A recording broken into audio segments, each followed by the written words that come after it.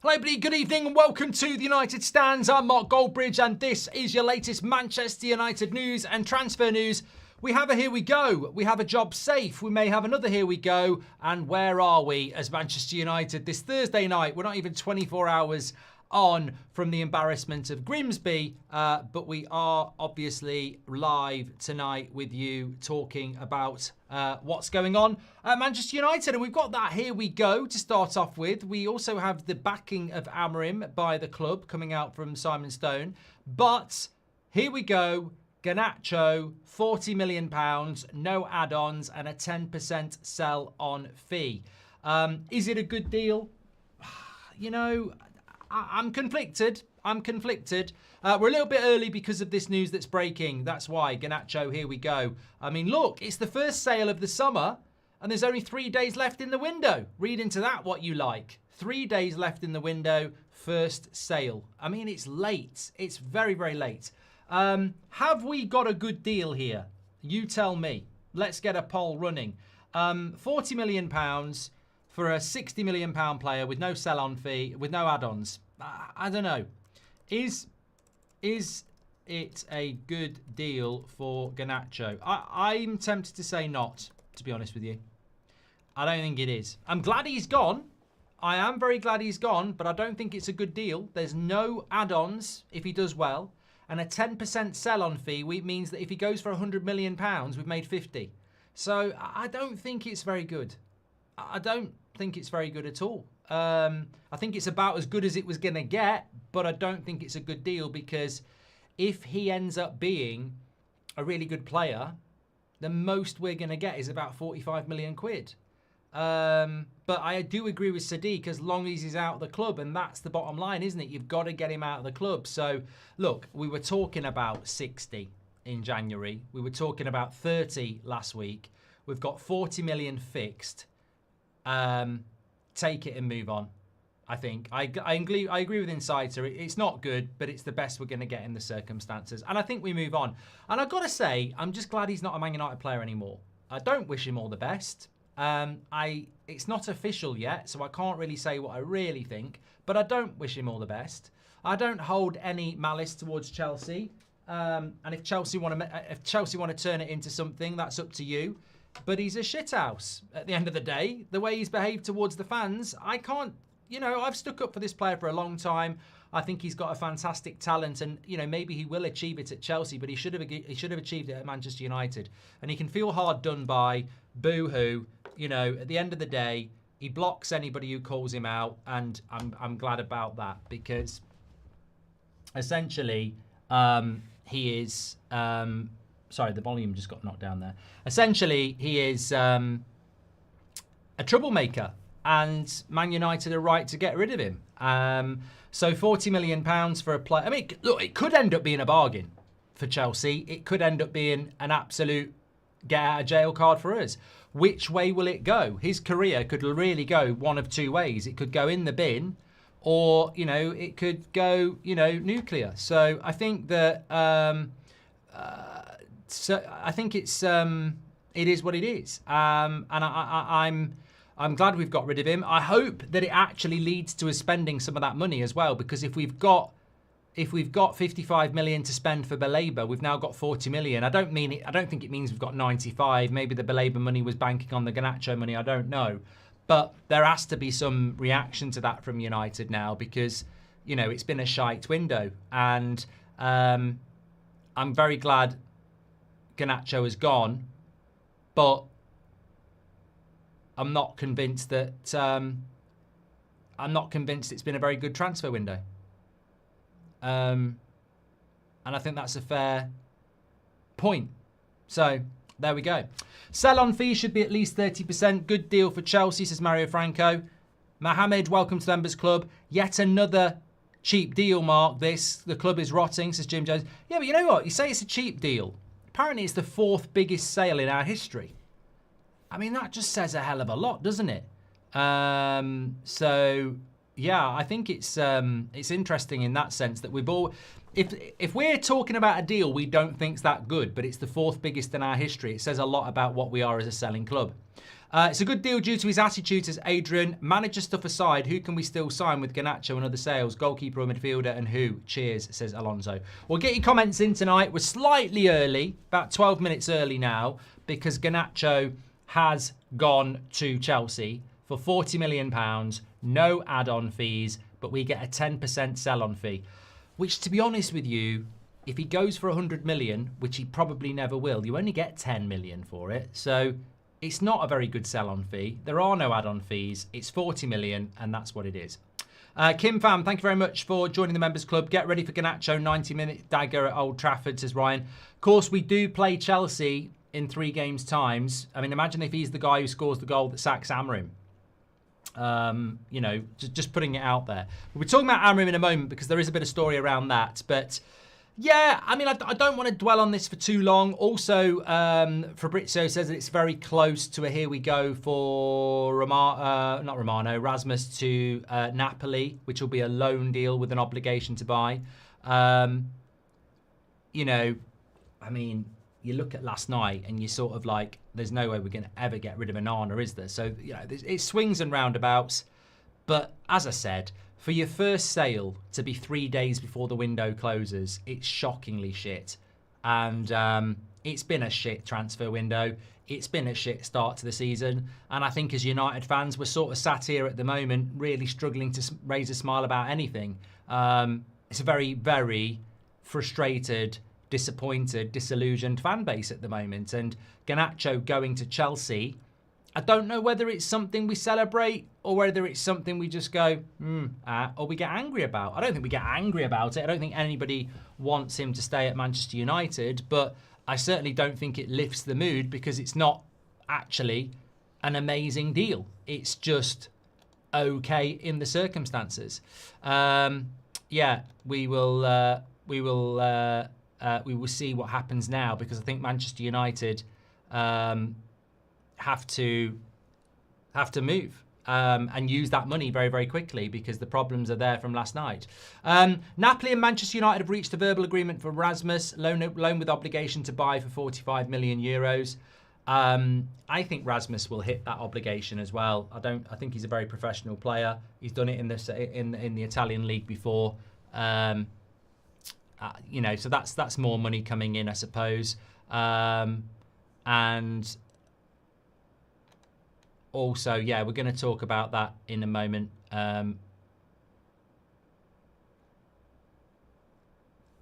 Yeah. Yeah,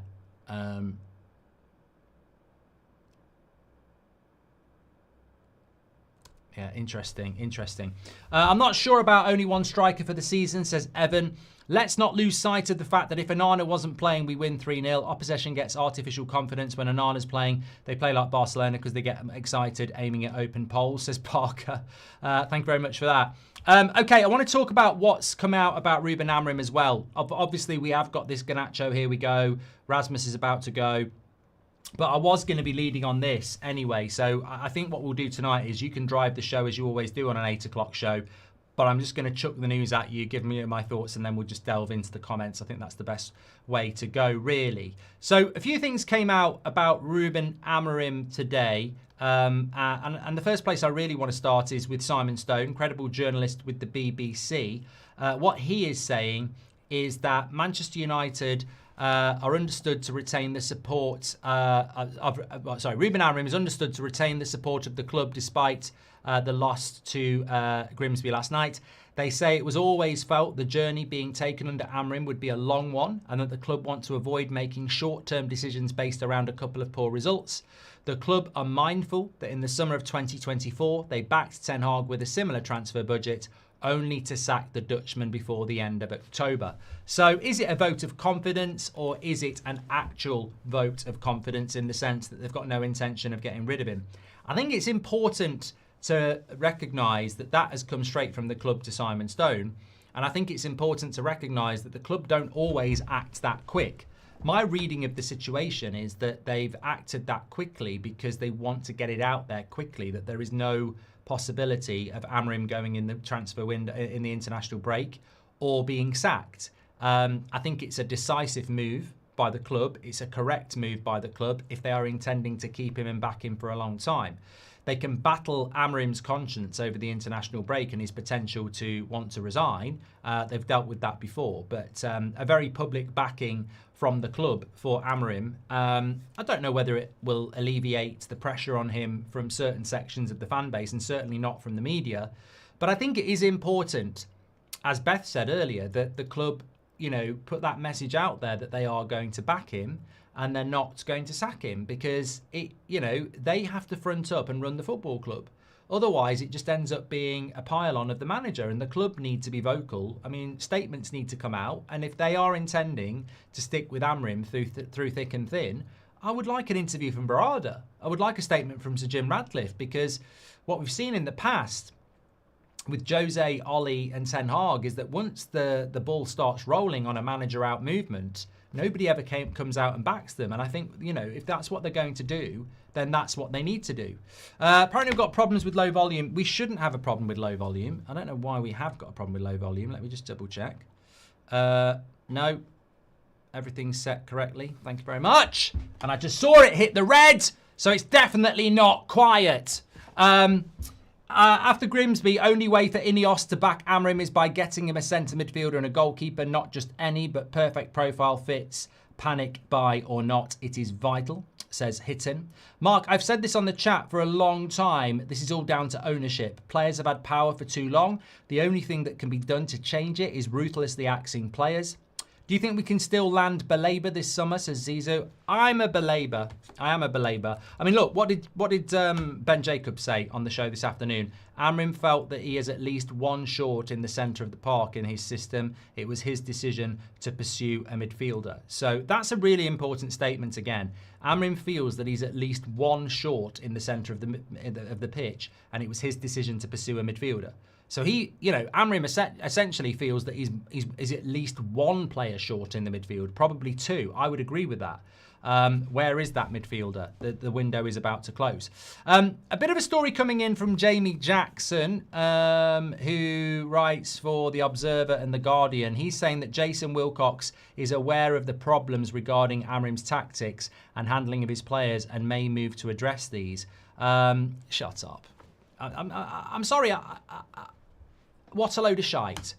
Like, it's just hubble, bubble, boil and trouble, isn't it? I mean, who's told that journalist that? It's like, I don't believe any of this stuff. I don't believe any of this stuff because, let's take that literally.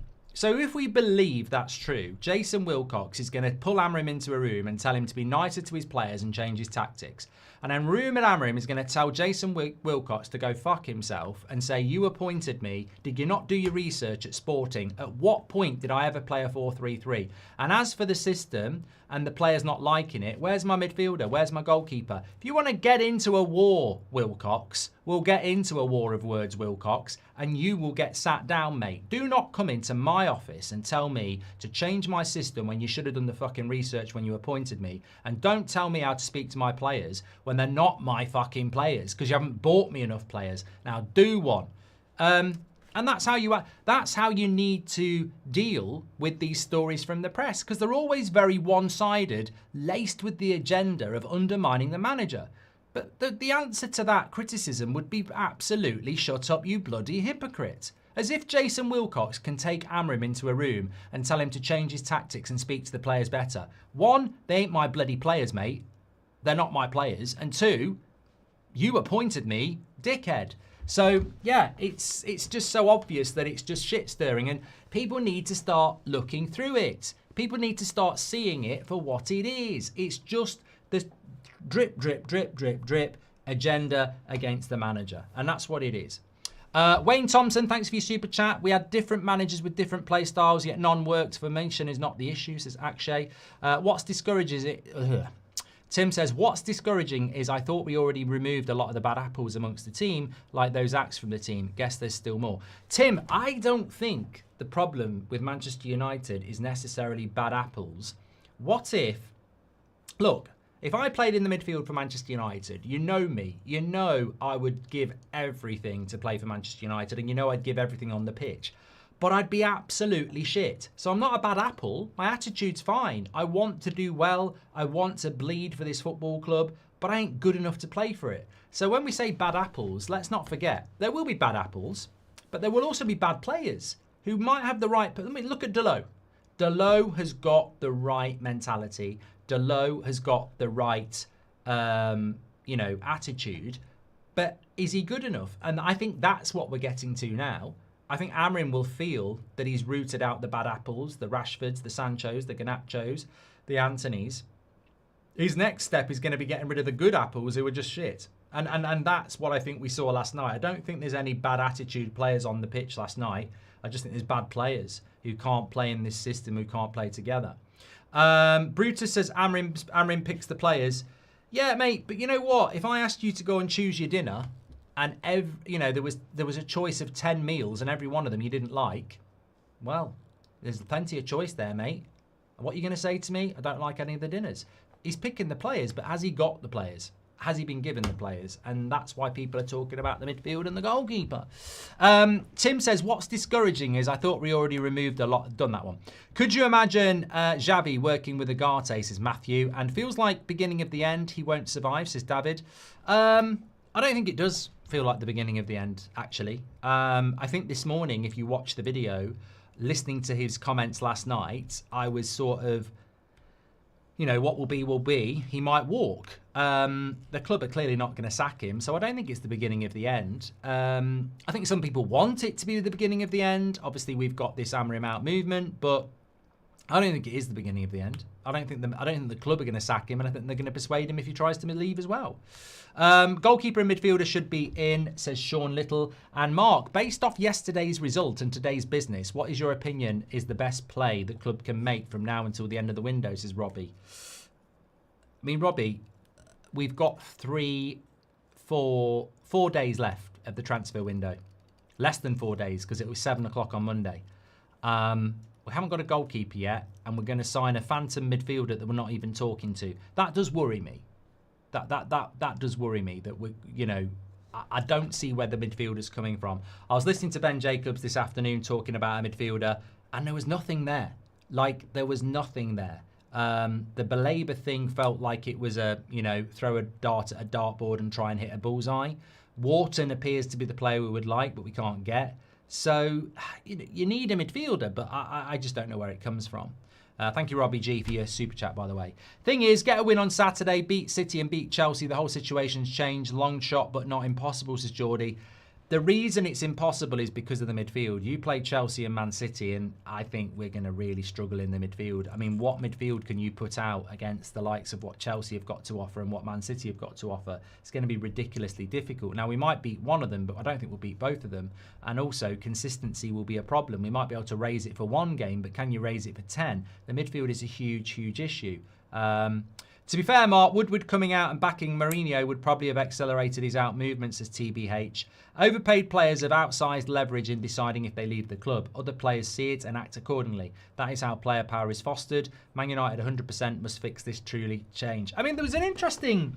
I want to go back through. We will have time. I want to go through back some of the stuff that Ben Jacobs said, especially around Mainoo. That really captivated me. So we'll definitely go back to that. Clarence is calling Garnacho a see you next Tuesday. Last night could be healthy for Amorim. Maybe he will change how he works slightly. We go again, says Keel. After Grimsby, only way for Ineos to back Amorim is by getting him a midfielder and a goalkeeper. Not just any, but perfect profile. Panic buy or not, it is vital, says Hittin. Well, I think if we do nothing, that could be an indication of where we're going to end up, i.e. they will let him go. J.E. says, I've said this on this chat for a long time. This is all down to the ownership. Players have had power for too long. I think I did that one. Thank you very much. Just on the Garnacho deal, is it a good deal for Garnacho? £40 million, no add-ons.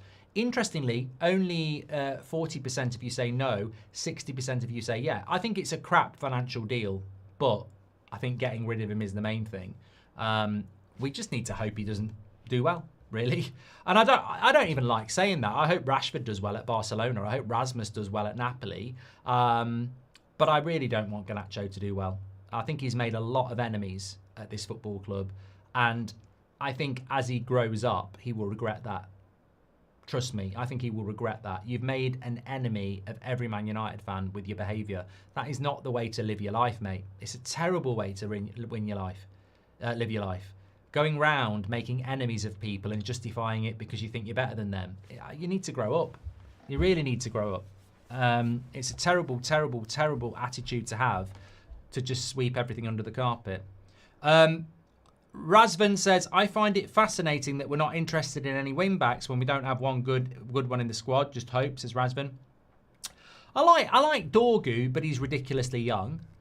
Delo's a bench player. Mazraoui seems to get injured a lot now. And Ahmad's a work in progress. So look, yeah, you look at the wing-back situation and it is very much a work in progress.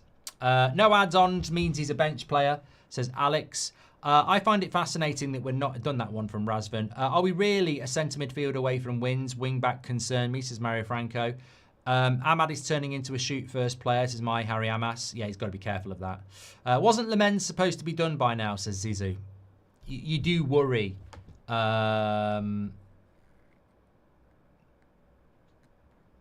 You do worry about how long we're taking to do the Lemens deal. I'm just having a look that it's not been done. You do worry about how long it's taken us to do the Lemens deal, because you start to think, are we just going to announce this at the end of the window so that we can't do anything else? A midfielder, etc. But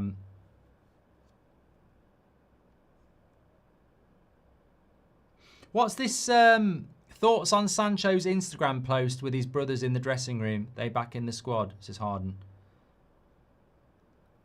I can't see a Jadon Sancho post. So I don't know what that's all about.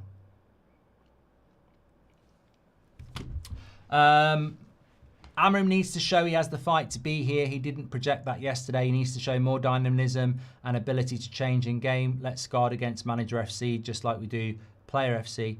Humphrey, I don't think you watched the game last night. I don't really know what you're talking about. You must subscribe to the Phil Jones school of watching football, or as I said, fool. What are you talking about? He needs to show more dynamism and ability to change in game. Did you not watch the second half? Like, I'm sorry. I know we went out, but stop talking about we didn't try things in the second half. Like, literally, at one point, I think we had 8 attackers on the pitch. De Ligt was basically a winger. You know, I don't subscribe to that. We lost. We were shit. Analyse it, but don't start pretending we were playing a back five. And you know, we weren't in the second half. I feel it's been rock bottom, and now the start of something great will do very well, says Thomas. I don't subscribe to that view either, Thomas. I think that's toxic positivity bullshit. I don't think we're about to start doing well at all. I thought we were shit last night, and I think we've got a lot of shit players, and I think they will be consistently shit across this season. There'll be ups and downs, and it'll be a roller coaster. God knows where we'll end up in the league, because that's all we've got left. I can't see us winning the FA Cup, so it's all about the league.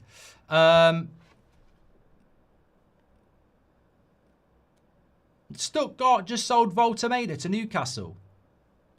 No way they will sell Stiller for under 100 million. Have they really bought him, Leon? That is an amazing signing if they've done that. He was meant to be going to Bayern Munich.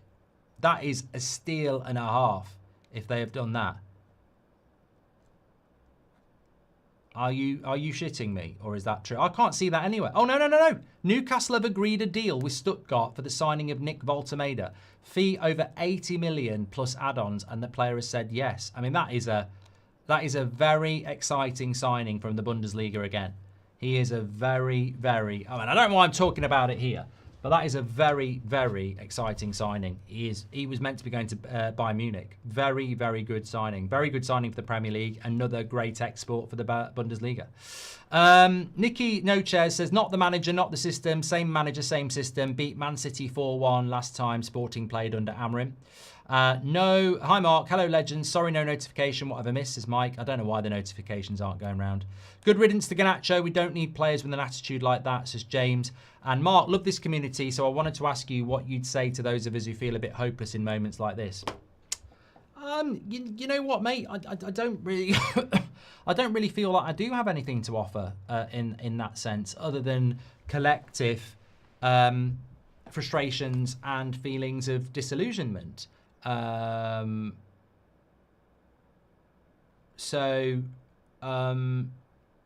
yeah, I think it's a difficult time, and I would never tell people how to think. That's not the way we do things here. But I would always impart how I feel, of course. And I don't really know what to expect, is the honest answer. I'd love to sit here resolutely and say, back this manager, everything's going to be okay. But I can't say that.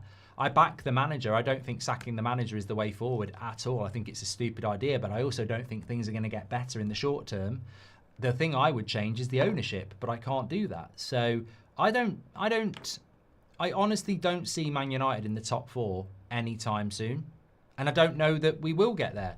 People used to say how many more years until we win the title. I would say how many more years till we get back in the top 4. I don't see it. I think we're getting further and further away.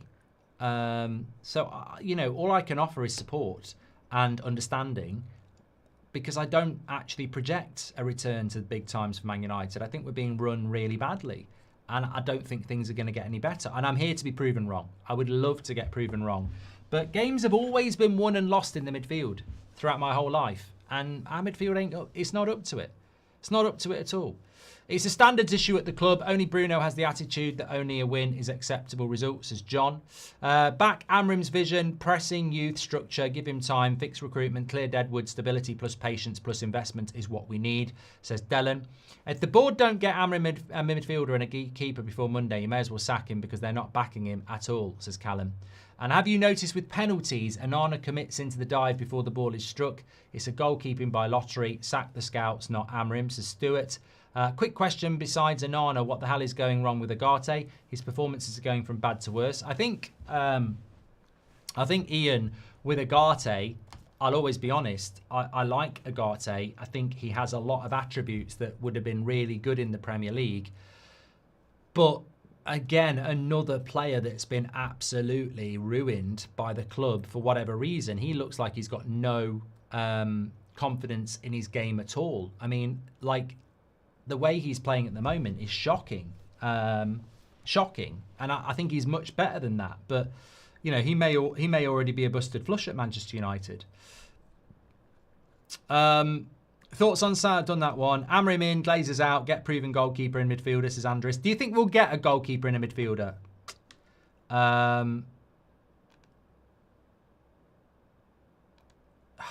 It's such a... I don't want to say no here, because no, we won't.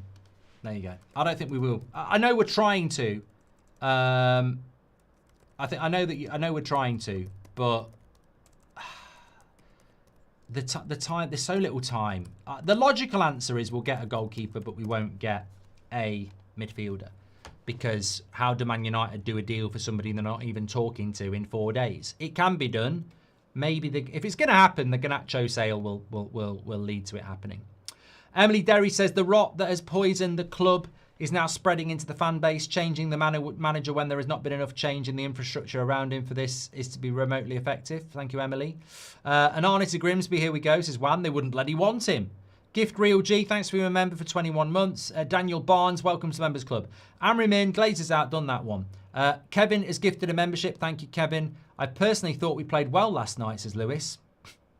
Hello and good evening, Mark. Do you think we will get rid of Sancho and Anthony before the window closes? Yeah, I do. I mean, there's even talk of Betis coming forward with a permanent deal now. So I think they'll be gone. It's just, it's very late in the window, isn't it? Before United, Amorim's win-loss was 70%. I blame the team, says Ansky. What are your thoughts on Ruben not watching penalties, says Evan? I think it's a bit like Bruno and the referee. I just don't think it really matters. Is he taking the penalties? What does it matter? I don't really care if a manager turns away or not. I've seen managers turn away.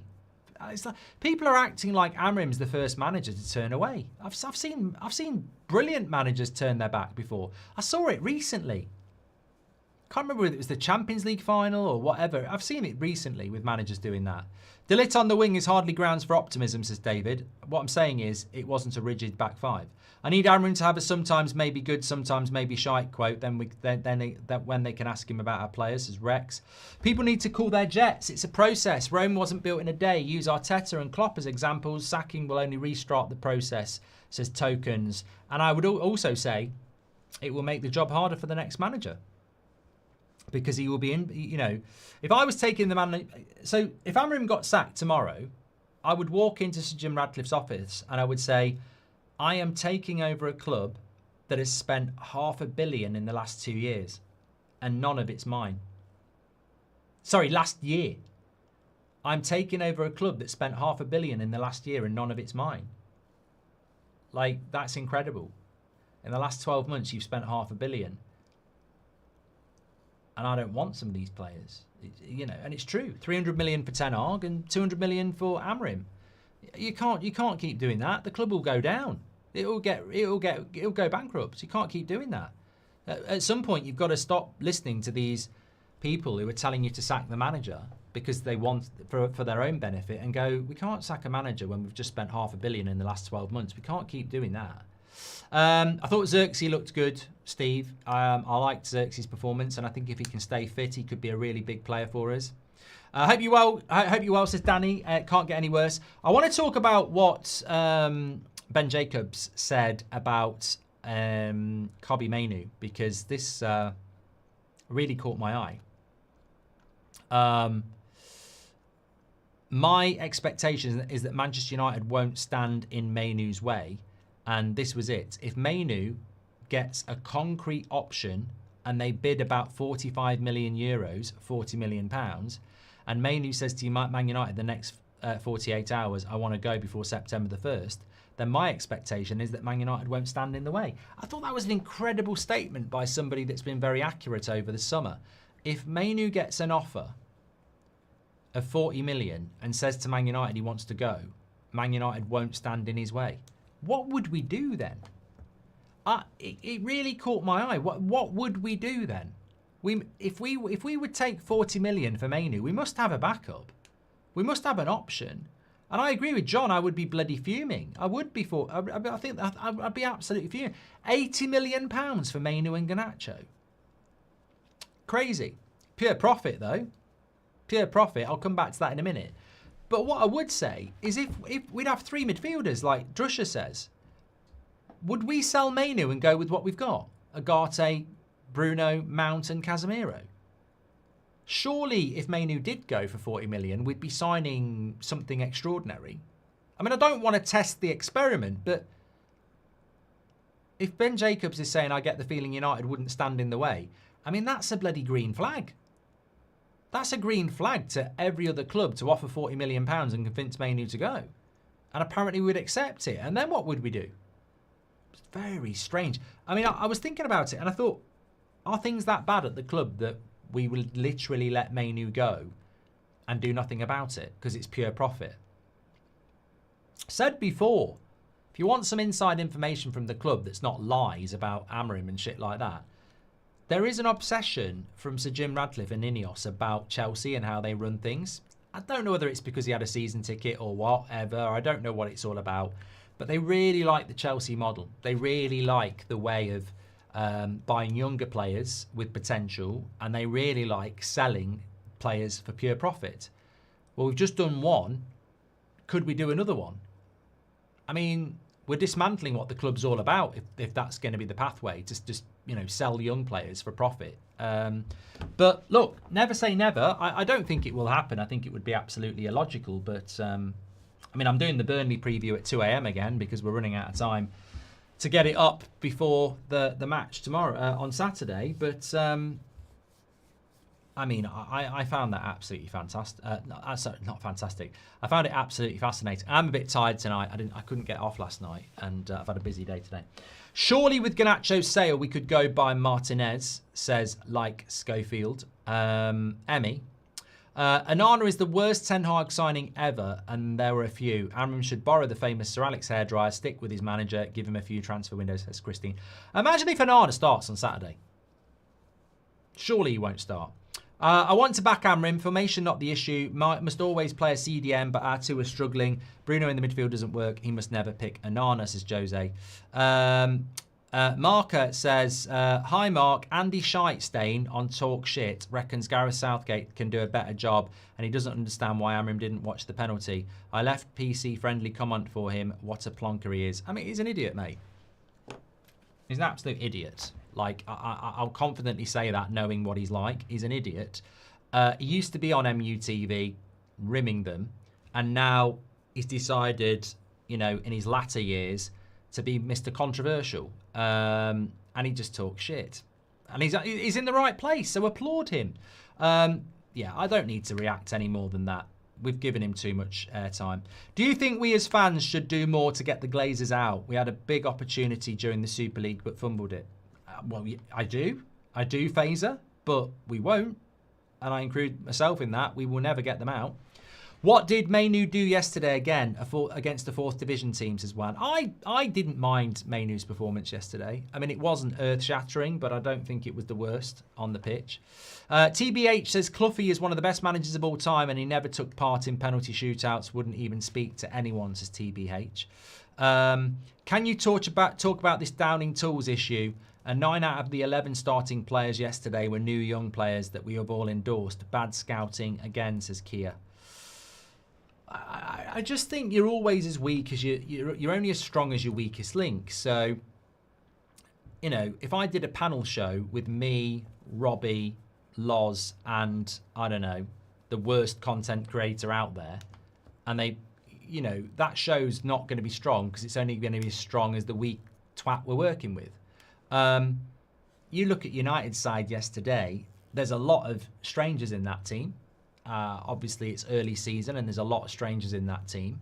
There's a lack of fitness in some of those players, i.e. Seshko. And I think there's a lack of confidence that runs through that team. I can't tell you as well, unless you've played professional sport, I'm not talking about Jamie Jackson's tweet because it's a load of shit. I've already spoken about it. Go back and watch it 15 minutes ago. It's not the bloody History Channel. What I was saying there is that I don't know whether anybody's ever played any professional sport. Not professional sport. Sorry. Competitive sport. Professional sport, some of you might have played. But competitive sport is where, you know, you might play for a Sunday team or a school team, whatever, right? Imagine playing in a competitive sport and your goalkeeper does what Onana does twice in the first half. How are you going to feel?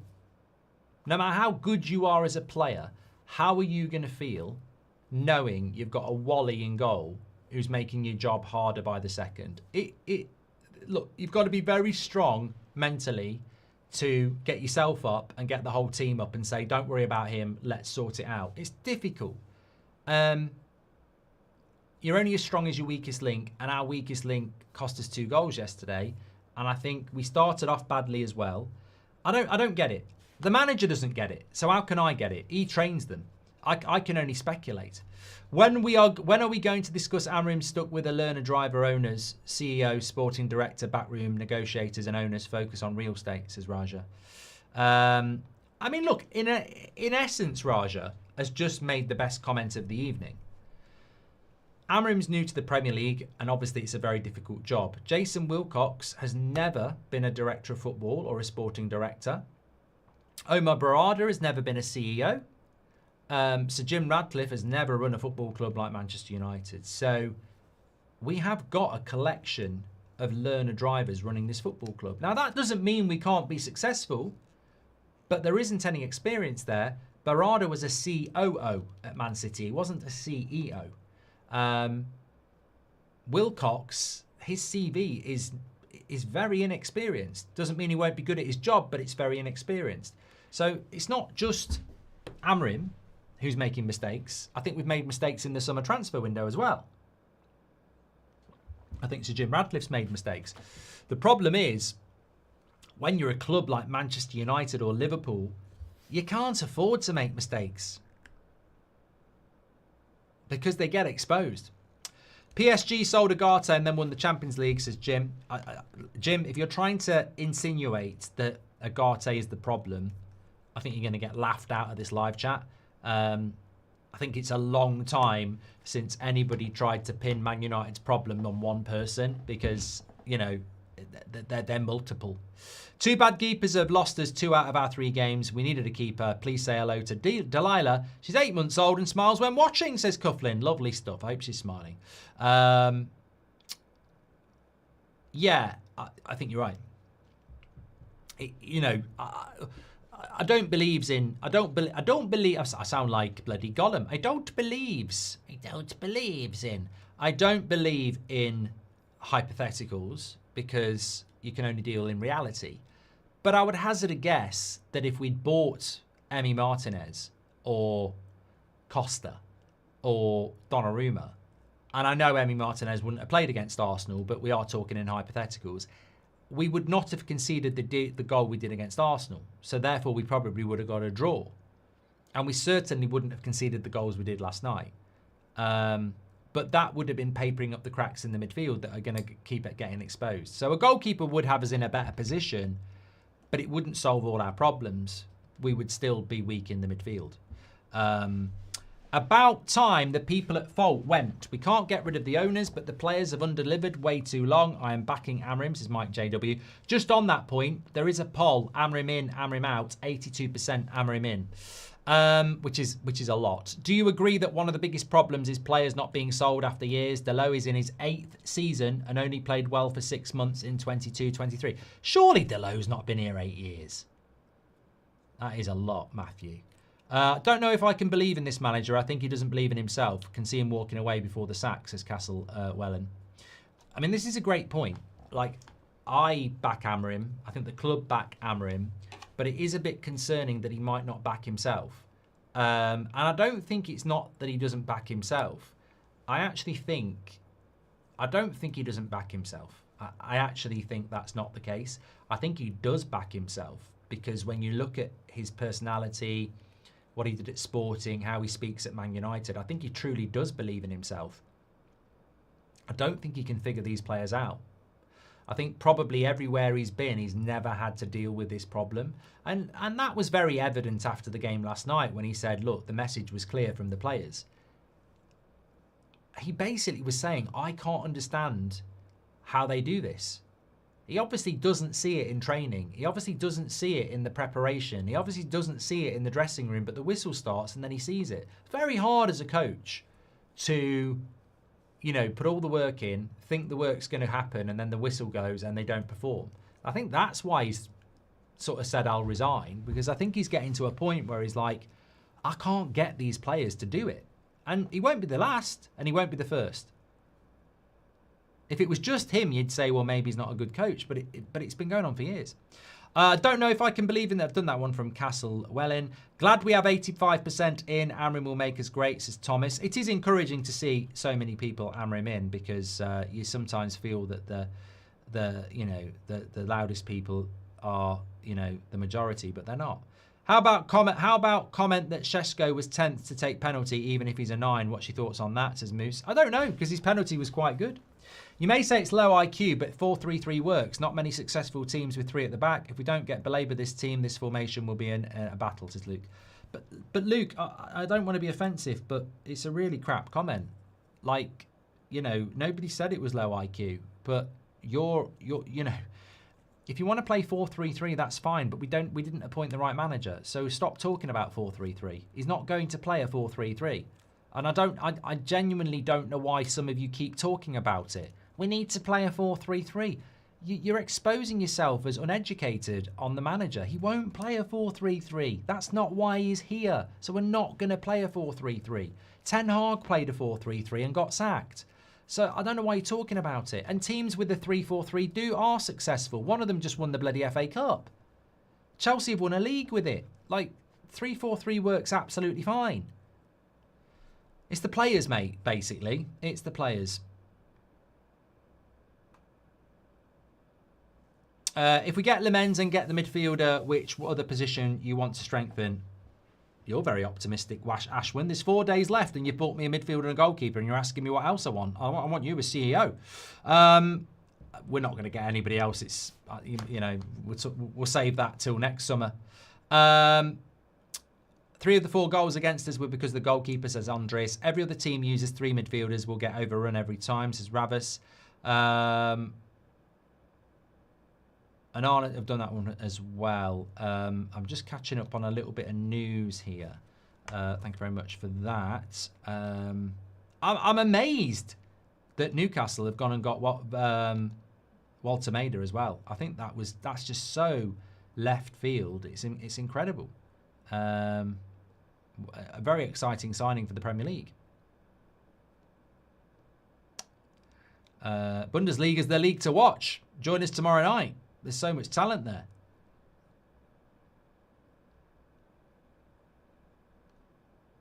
Very, very talented player. I'd be very excited if I was Newcastle. Just the second part of Jamie Jackson's post. The Man United dressing room are now questioning Ruben Amorim's tactics and man management. Within the club, there is a feeling that he might resign next week. That's from Jamie Jackson. Well, look, I don't believe it. I don't believe it. I don't think that we should believe it. I think that we've had a whole week of the press and their Amorim out agenda, and I think we will continue to get that. And I almost pose the question. In fact, I do pose the question: at what point did you hang on every word of that journalist, or the Manchester Evening News, or the Athletic, or anybody else? Why would you believe it? Person writes article, we must all believe it. If the Manchester United dressing room are questioning Amorim's tactics and man management, they know where the door is. Goodbye. But I don't actually think they are. But if they are, you know where the door is. You can head the same way as Garnacho. I don't get... You know what I think it is? I think journalists play on the lowest common denominator, i.e. the thick people. I think that's what journalists do. And we've been having the formation chat for 9 months. He's not going to change his formation. And if there's a Man United player that thinks he should change his formation, then they're thicker than the people who are asking for it. It's a waste of everybody's oxygen. And look, I think this is why these types of communities are so important, because we can just chat and talk and not be infiltrated and influenced by moronic journalism that makes no sense. No sense at all. And I'm not hearing anything about dressing room leaks, and we haven't had any dressing room leaks for ages. But we lose to Grimsby, and suddenly we're getting a load of dressing room leaks. I'm not saying it's impossible, but even if there was any leaks, what sort of idiot's going to pin it on Amorim over the players who were leaking anyway? Players were shit last night. As I said, if you need tactics to beat... the hilarious answer to that is, if we've got dressing room leaks because of the formation, because we lost to Grimsby, I laugh in the face of those leaks. You're Premier League footballers, you're millionaires, and apparently you need tactics to beat Grimsby. How shit are you? How shit do you need to be to have tactics to beat Grimsby? You're meant to be Premier League footballers. Man United fans, now more than ever, we need to fully back Amorim. The pressure is building and we can't let the media sack him. Open your eyes. When has sacking a manager changed anything, says Nehemiah. The media this season seems even more sensationalist than the last. A few weeks in and a bunch of thicker than two plank pundits have already got Potter and Amorim joining the dole queue, says the SP. Rami, thank you very much for your super chat. I'm sick of people wanting to go back to a 4-3-3, the same system that sacked the previous manager. Alan, I know. They're thick. I'm not saying it's right, but if the players don't believe and won't play for him, isn't it easier and cheaper to replace the manager than the whole squad again? Just saying, I don't think it's right. No, well, you've answered your own question to J.K. Worthing. It's probably cheaper to replace Amorim than replace the players, but the next manager will fail because those same players will be there. More behind Amorim after the media meme pile-on, says the Bofferman. Well, I hope more people react to it in that way because it's just a media pile-on again. Mentality and personality are two vital elements in elite sport, and we have a toxic culture that has been left to fester and become complex, says Emily Derry.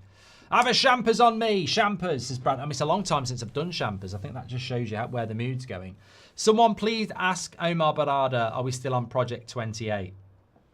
Yeah, 21, 28. 100-year plan, whack-ass. We lost to a team who barely got floodlights, says Hardeep. And people are going to be really upset if we sack Amorim because Glasner is probably the most likely successor and he plays the same formation, says TBH. Thank you. Why did Garnacho fall out with the club and Amorim, Mark, says Cads?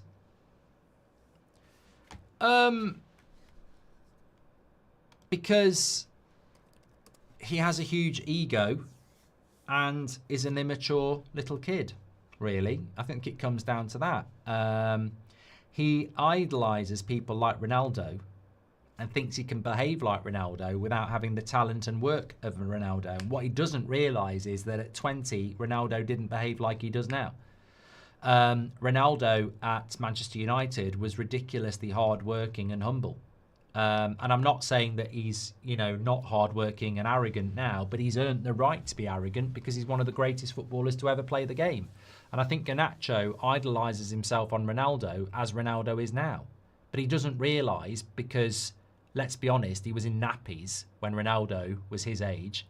Ronaldo wasn't like that at Man United. He was hard-working, head down, focused. And I think that's down. That probably explains a lot of it. He thinks he's something he's actually not, which is a scary thought, really. Father Ted is brilliant, says Brian. I've not watched it for a while, but I do like it. Did you see Sky saying get Sean Dyche and people pay for that trash, says Dazzo. I'm surprised it wasn't one of their crap fan analysts doing it, or whatever they call it. Dorgu as a holding midfielder.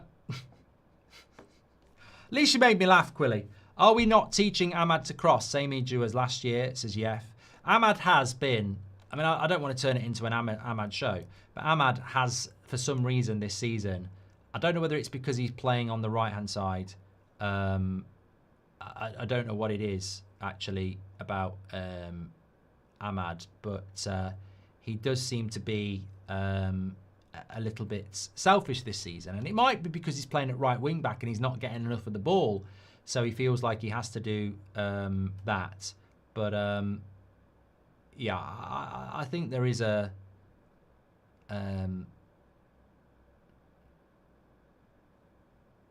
issue with Ahmad at the moment that we do need to solve. And hopefully we will solve it because I think he's a fantastic player.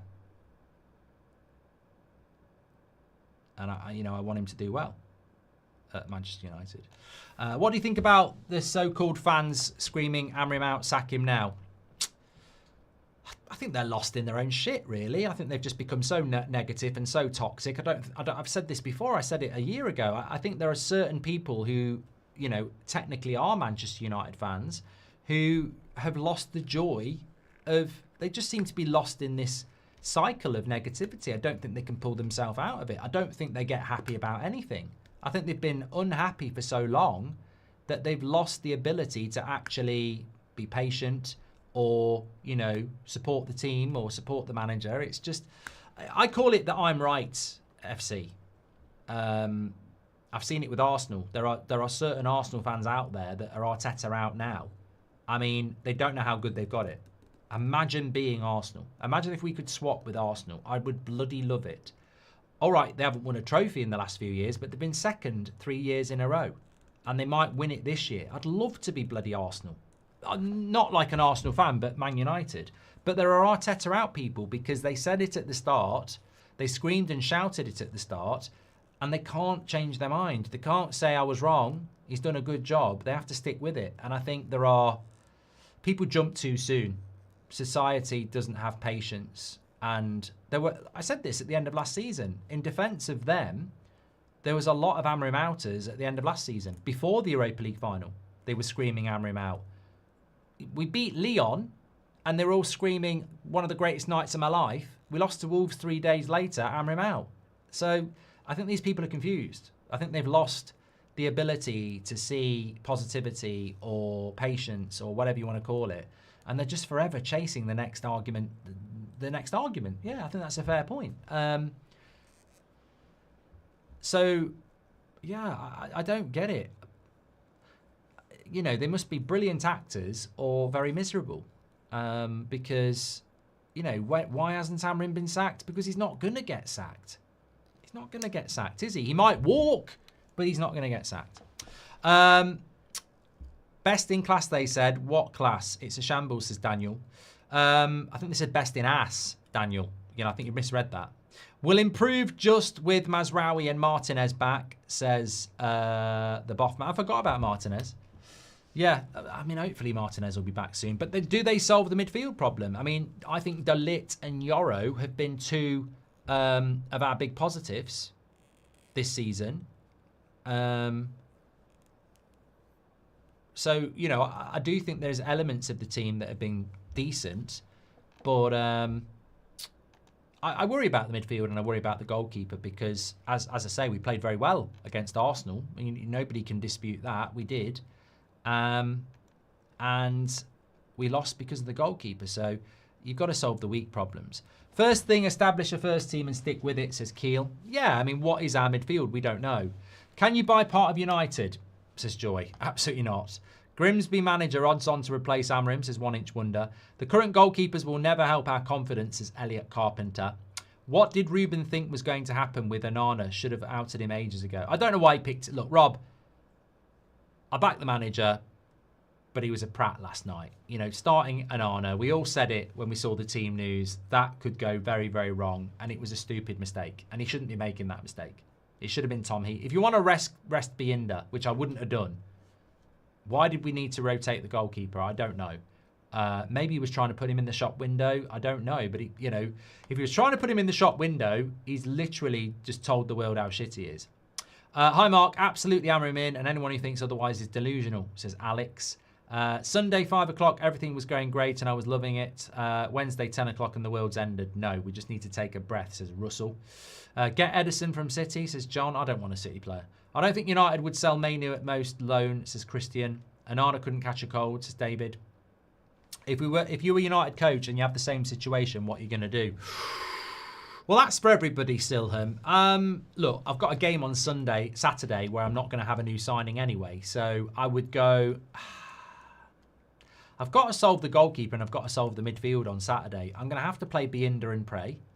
And in the midfield, I'd be tempted to try something strange. The trouble is, no one's there. No one can do it. Casemiro's too slow. Agate's got no confidence, and I don't think Mainoo and Bruno works. I'm struggling. I'm really struggling. Luke said, you said it was low IQ, pal. You aren't understanding the point. This team can play 3-4-3. We need two new midfielders to be able to, Wharton and Belabor. I think we're getting crossed hairs, Luke, here. I don't know what you're talking about, but we can play 3-4-3, yes. But we need two midfielders. I said this morning. If you put Joel Linton and Tonali, or Gravenberch and McAllister, or Caicedo and Enzo in our midfield, we'll be fine. That's the scary thing. I'd say that to anybody who's trying to push the Amorim out movement. It doesn't matter who your manager is, that midfield's shit. And Amorim hasn't been allowed to buy one midfielder. So, you know, bring your Xavi in. Bring Xavi and Zidane in. That midfield's still shit. It doesn't stand up to scrutiny. There are midfields. Crystal Palace have got a better midfield than us. You know, there are midfields that are, you know, mid-table clubs that are better than our midfield. It's a shit midfield. And that's going to be a problem. It'll be a problem on it'll be a big problem on Saturday, probably. Brian says, I don't even rate Mainoo, let him go. And if he likes the Chelsea model so much, he would sell the women's team for 250 million, says Callum. So we sell Mainoo and replace Casemiro and Bruno eventually. We've got to buy three midfielders, says Captain. And that leaves you with Agate, who everybody is sort of like, what's going to happen with him? Thank you very much, Captain. If Amorim was to leave or be sacked, Barada also needs to go. Ashworth, Ten Hag, keeping then sacking. I'd keep Amorim, by the way, but he annoyed me last night, says Michael. Yeah, I mean, I think if I was the CEO, I'd put him in the same category as Amorim and Wilcox. You are under scrutiny. You have to be under scrutiny at Manchester United, and you are learning on the job. But you're right, you know, why is it always the manager that needs to be sacked? You know, Dan Ashworth was got rid of because they didn't think he was good enough. At some point, the CEO could get sacked. Wilcox could get sacked. It's been a shit show the last 18 months, and the summer has been terrible. I don't know enough about Sir Jim Ratcliffe, but it wouldn't surprise me if at some point in the next 6 months we saw Wilcox or Barada go. I don't think they will, but it's not like Sir Jim Ratcliffe is going to look at them and go, yeah, we're all part of the winning team. Like, he's in a rush. He wants to be successful. So, look, I think there's nothing wrong with being scrutinised and being under the microscope. And at the moment, things aren't going well in a lot of positions in that club. Will we utilise the January transfer window, says Ahmad Lover. Mate, I feel like I want to block you. Don't talk about the bloody January transfer window. It's the summer transfer window now. We can't start talking about the next one, hypothetically. There's one open right now. Martinez is a CDM, says Kieran. He's got to get fit first, mate. The guy's had 2 major injuries in the last 2 years. Him being fit would be a start. Chaos Theory, welcome to the Members Club. Thank you very much. Albin says, Mount besides Casemiro, Cunha, Bruno as 10s, and Mbermo as right winger, Amorim in. I think that midfield would be absolutely terrible, mate. I like Mason Mount. I don't think he's a midfielder as much as I don't think Bruno is. And Casemiro's got no legs. So you can't construct a midfield for me. Yoro in midfield, fast, athletic, and can cover the ground. Look, Delo could play in the midfield. Yoro could play in the midfield. But can they play in the midfield? It's a specialist position. It's not easy to just Jedi to just say, let's try this in the midfield, let's try that. So yeah, I think that we've got 4 days left in the window. We probably are going to buy a goalkeeper. We need to do more than that. Yeah, Laurie Whitwell just said, Garnacho represents Man United's 4th largest sale in history. It's mad. It's absolutely mad. Amazes me.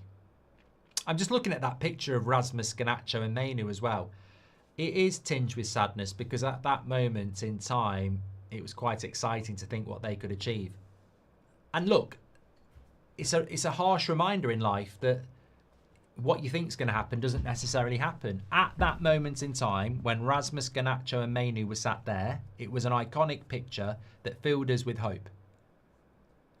Look at where we are now. One of them's gone, the other one's going, and the other one is, there's talk of him going. I don't think Mainoo will go, but 2 out of 3 going is still just a reminder that you've got to work hard every single day. Don't take anything for granted, because it certainly isn't.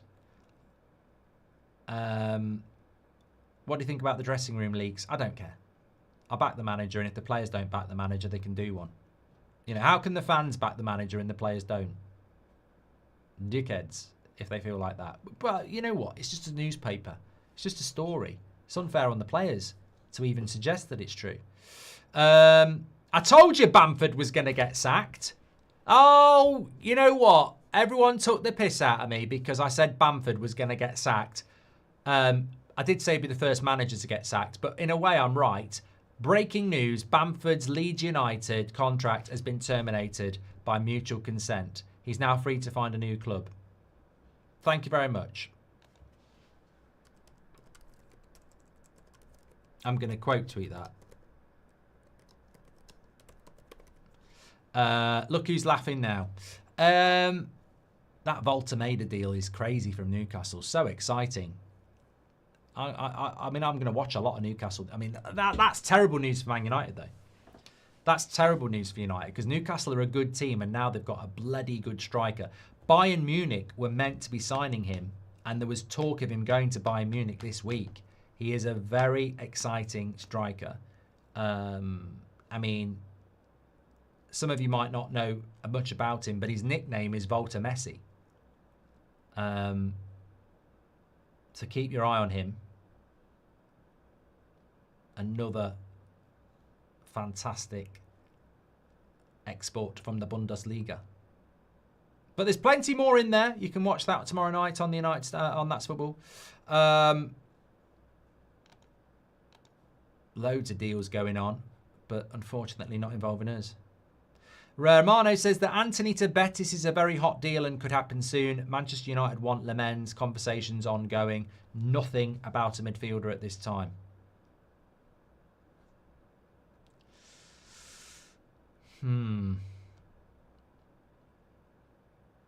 Isak's obviously going to go to Newcastle.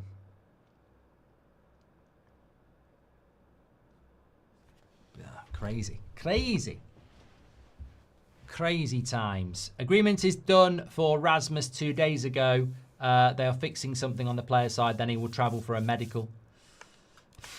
Look, honestly, I can't say to you whether things are going to get better or worse at Manchester United. I'm sort of like better or worse. What is worse and what is better? Worse is going down into the bottom half of the table. Better is going into the top half of the table. But, you know, Man United might see 8th place as progress. I don't see that as progress. I don't see it as progress, even though it technically is. I'm not so sure at the moment this squad can get 5th place. I have huge confidence in Mbeumo and Cunha. That finish from Mbeumo last night was brilliant, and I think Cunha will be a good signing. I have huge faith in De Ligt and Yoro. But without... There's almost a symmetry to the concern. I have faith in Mbeumo and Cunha. I don't know enough about Šeško at the moment, but hopefully he will do well. But if the midfield can't feed Mbeumo and Cunha, they won't succeed. I have huge faith in De Ligt and Yoro. But if the goalkeeper's going to let them down, they won't succeed. So I think there are elements of that team that I'm confident about, but the midfield and the goalkeeping situation causes the problem. And that midfield is terrible. I can't build a combination out of those 4 players. It's so difficult. Jim says, hi Mark, sorry about the last comment, just joined as a member now. I've always backed our managers up until they get sacked, and I'm with Amorim until the end, and if the players ain't, sack them. And look, you know what? One of the positives about Ruben and Ineos is that we have, for the first time in years, backed a manager to get rid of the shit. Like, Anthony, Garnacho, Sancho, Rashford, last year would have all been on the tour. They'd all be on the bench. We're actually phasing these players out. So, look, maybe it does need to get worse before it gets better. Rome was not built in a day. How many years of bad decisions have been made? 5, 6, 7? It could take 5, 6, 7 to put it right. No one said it was going to be easy. We probably didn't expect it to be this hard, but, you know, it could get worse before it gets better. We do need wins, though, and Drusha's right. To survive, he does need wins because, you know, no matter how scrappy they are, we do need to find some wins. Smack Football says, last night was the last straw for me. How do you see this season panning out after the past few games? I mean, we're just literally talking about that.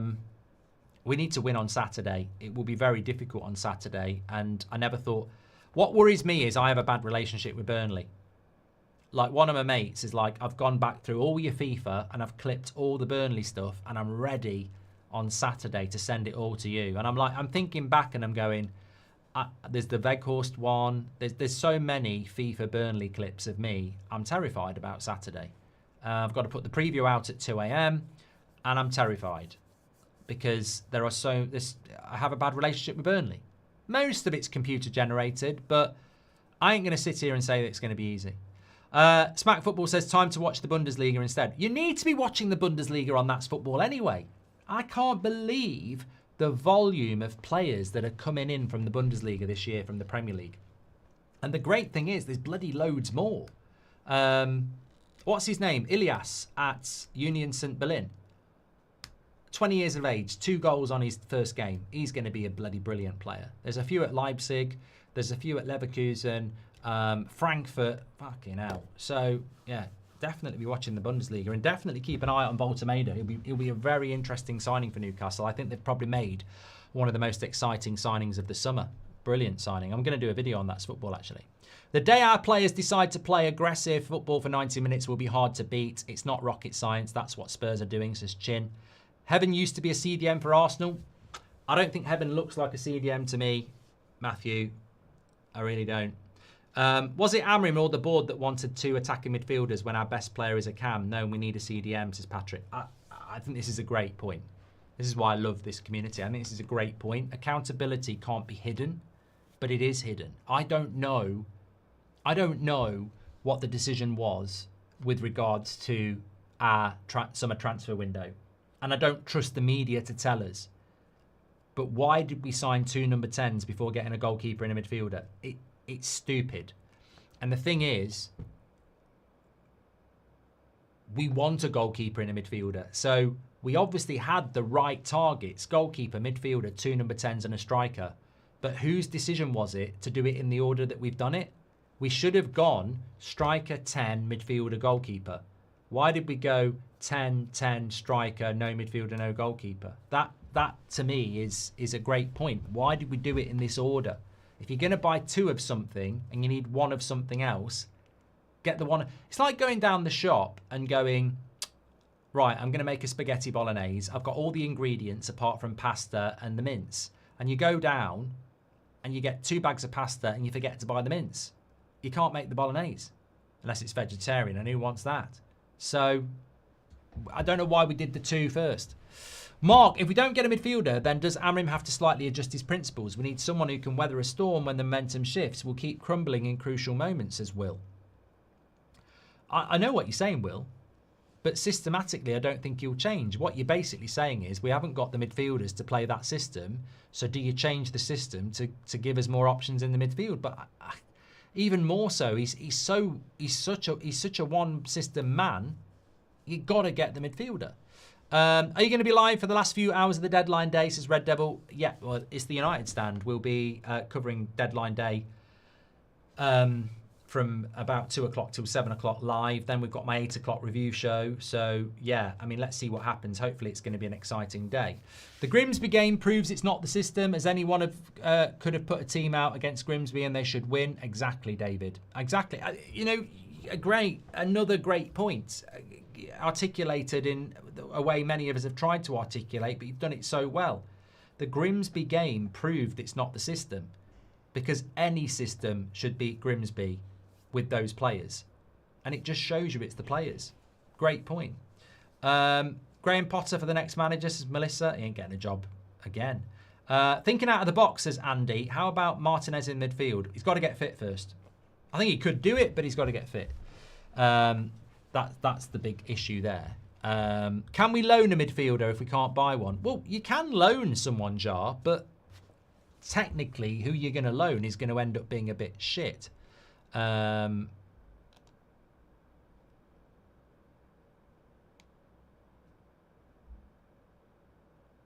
That's the problem. You know, you're not going to end up with good quality players coming in on loan. I don't know. You know, Rabiot's probably bloody available, isn't he? I mean, that sort of a deal is the typical sort of shit deal you can do at the end when you haven't got any money. And who wants to see that? Nobody.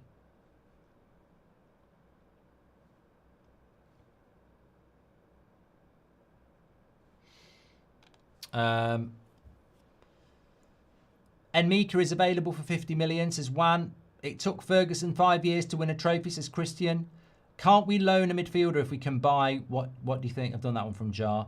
Do you see a Bonglahor called Sesko a coward for the penalty, says Will? Mate, I don't know what you expect. I would almost say, like, why are we even talking about it? I call it talk shit for a reason. I know what it is. That's why I left. I know exactly what it is. I know what happens. They have meetings before their show saying, talk about this. Whilst they're live, they've got someone saying, say this. It's scripted content. But it's more than that. You know, a Tarantino film is scripted, but it's well written. It's dramatic. This is provocative scripting. This is done to make people call in. This is done for people to talk about it. This is done for people to clip it up. It is absolutely 100% scripted to wind you up. So when you tell me that one of their, presenters has said something like that, I'm not surprised. And I'm not going to react to it because it's exactly what they want you to do, because it's scripted to get people to react to it. Klopp didn't look at some penalties. I swear Howe has done this too. That's the man I'm talking about, Scott. 100%. Scott, give me a virtual high five. You've given me a £5 super chat. If I ever see you, Scott, I will buy you a pint, which is more than £5 these days. You are the guy, Scott. This is exactly... that's the person I was talking about. So basically, people are going in on Amorim because he couldn't look at the penalties. And they're saying, you know, that's weak, this, that, and the other. Klopp used to do it all the time. He used to turn around and look at the crowd all the time. And this is what I mean. This is the shit you have to put up with because of agenda. Like, they'll literally say, oh, look at him doing that. It will take you seconds to find somebody else who's done it. Klopp used to do it all the time. All the time.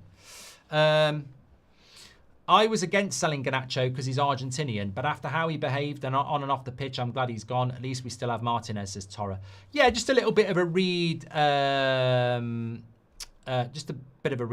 So Rasmus is about to sign for Napoli with an obligation to buy. With all my heart, I wish him all the best. Everybody I know at United really like him, say he's a good lad. And it's a shame it hasn't worked out. Sometimes that happens. I wish him all the best. I think he gave his best. Probably came into very difficult circumstances to play as the number 9 for United at 20 years of age. It was too much too soon. He's still got time. I really wish him all the best. Napoli's a fantastic club. Obviously, McTominay's there, Conte's there. I really hope he does really well. I really do. He's one of the good guys in football. Garnacho, way more talented than Rasmus, can fuck off. Basically. You know, I don't know him. I certainly backed him as a footballer, but the way he's behaved off the pitch, I would never say I hope he gets injured or anything like that, but I hope he doesn't achieve what he's capable of achieving because he's shat all over this fan base. And my loyalty is to Manchester United Football Club, not to Garnacho. So, you know, I'd love to wish him all the best. And if he'd gone to Napoli and not put a Villa shirt on, I would have wished him all the best. But he's going to Chelsea and he's treating this club like shit. So, you know, you reap what you sow. He hasn't shown us any respect, so I'm not going to show him any respect and say I hope he does well. Why would I hope he does well? We could have got 60, 65 million pounds for him based on his talent 8 months ago. We're now getting 40 million pounds and he's going to Chelsea. I've got nothing against Chelsea, by the way. But, you know, look, if he grows up and he becomes a good footballer, I will say this. I always said he's a ridiculously talented player. And, you know, there is an element of lashing out at him because I genuinely think he could have been a great player. But he's shit all over the club. And, you know, who's going to respect that? It's hard to respect that, isn't it? He's made an enemy of Man United football fans. I don't care if he doesn't like Amorim. Maybe he's got a reason not to like Amorim. I don't care if he doesn't like Barada or Wilcox. Maybe he's got a reason. It's not my reason. But shitting on the fan base, when he was out in Asia at the end of the season and you've got all those United fans who were chanting his name and he was miserable, they've not done anything wrong. They've played into your bloody brand. They've made you have all those followers on Instagram. Who does he think the millions of Instagram followers are, by the way? Like, where does he think his popularity came from? It came from Manchester United. And you've shit all over those people.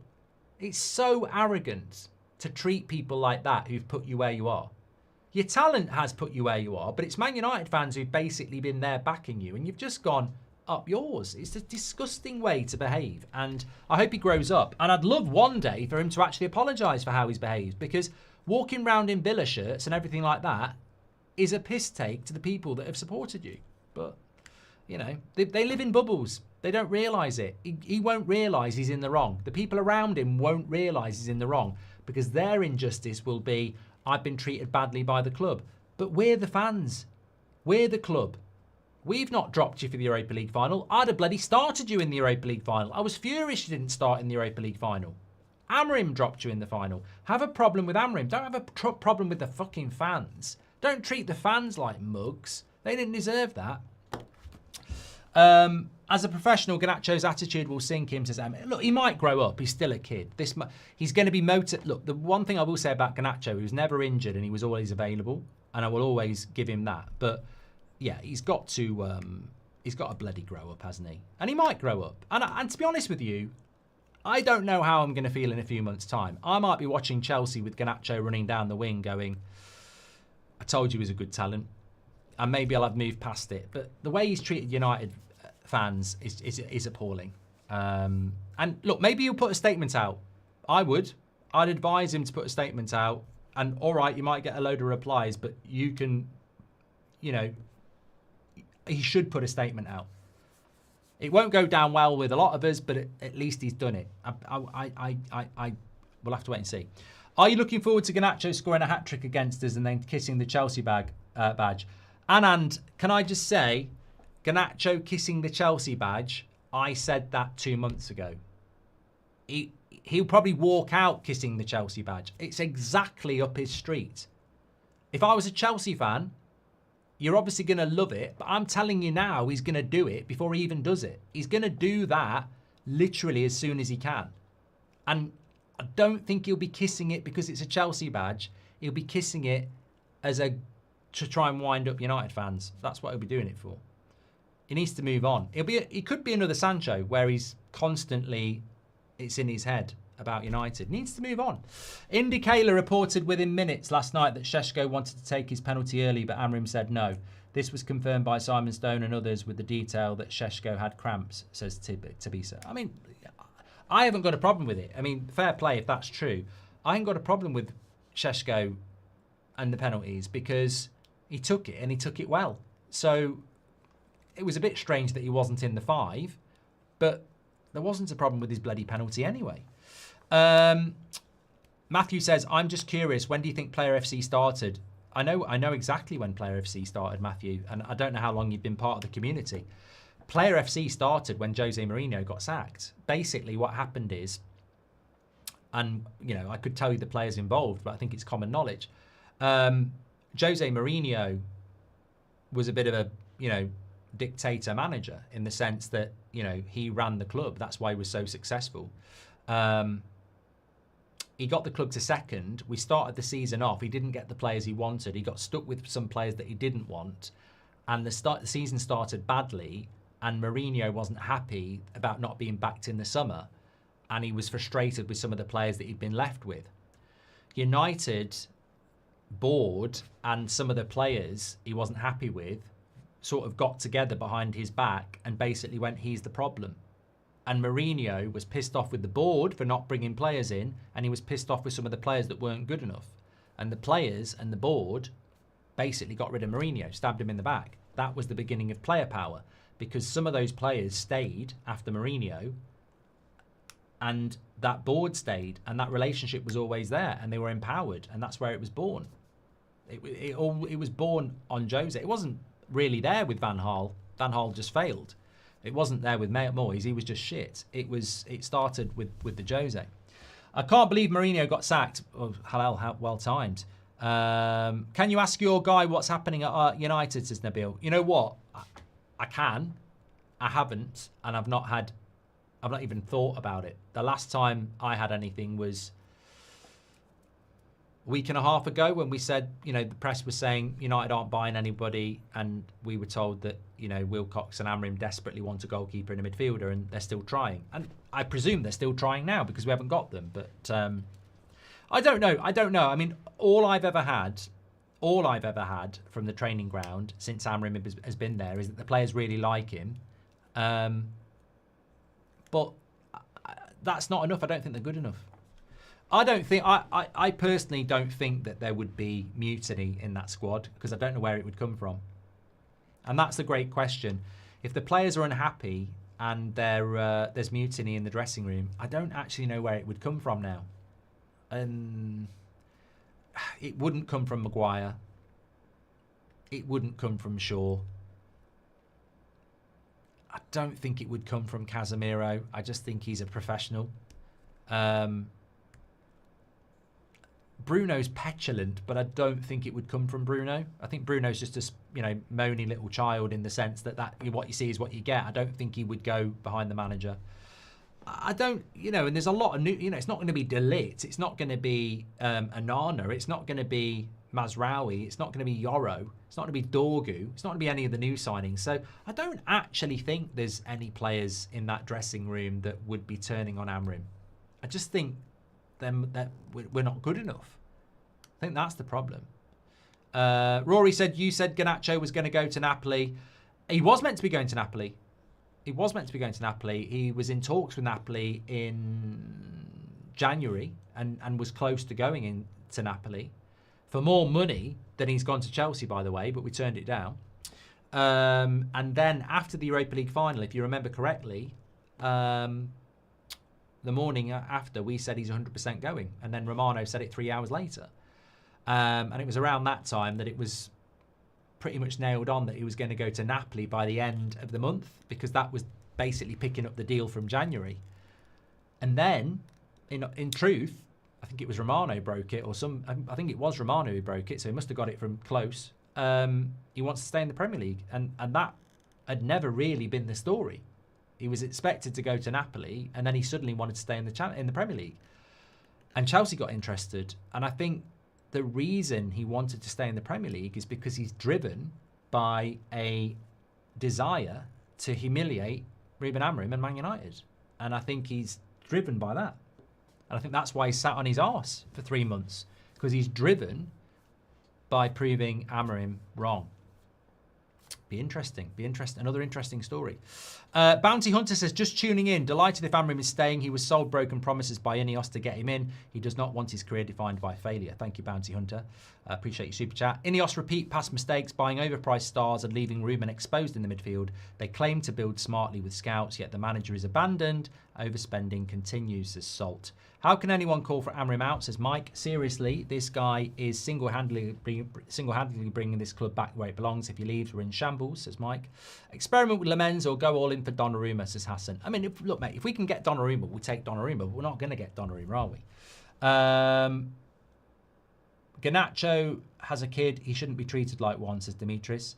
Is he still with?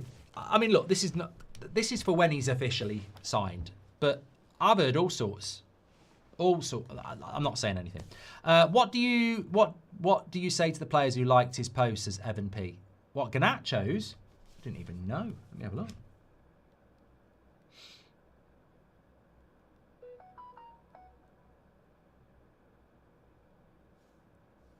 I don't know whether I'll be able to see it because I am blocked. Has he actually posted on Instagram? I can't see a post on there anyway. Look, look, footballers are a weird breed. There is no doubt about that. Footballers are a weird breed. So, you know, they're not Man United fans for a start. So, let's say Garnacho says, "Here we go. I'm off to Chelsea," and Bruno says, "Good luck, little bro." That, to me, is not a reason to dislike Bruno or De Ligt or anybody else.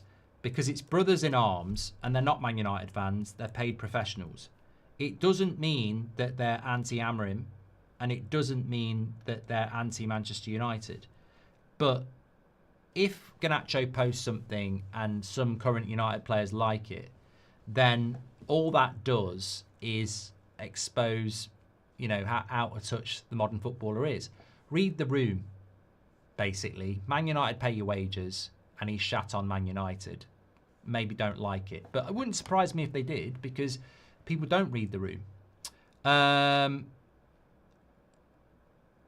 Keep up the good work, Mark, says Anto. What if there's a player in the youth Amorim is planning to promote to replace Mainoo, says Bobby. Amorim in, we are going all the way, says Paul. Nice to see all the support. Just tuning in, that was from Bounty Hunter. Ineos done that one.